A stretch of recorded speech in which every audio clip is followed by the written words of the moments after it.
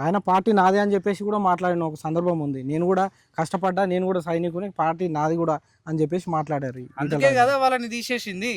వీళ్ళే రాజులు, వీళ్ళే అంటే తెలంగాణ మొత్తం వీళ్ళదే అన్నట్టు, ఈ కుటుంబాన్ని అన్నట్టు.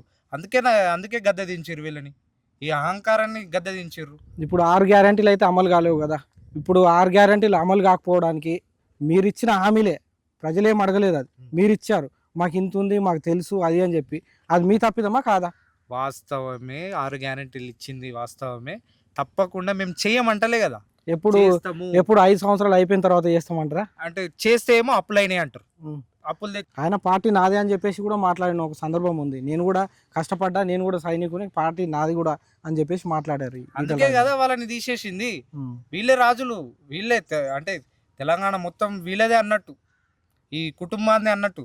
అందుకే గద్దె దించారు వీళ్ళని, ఈ అహంకారాన్ని గద్దె దించారు. ఇప్పుడు 6 గ్యారెంటీలు అయితే అమలు కాలేవు కదా.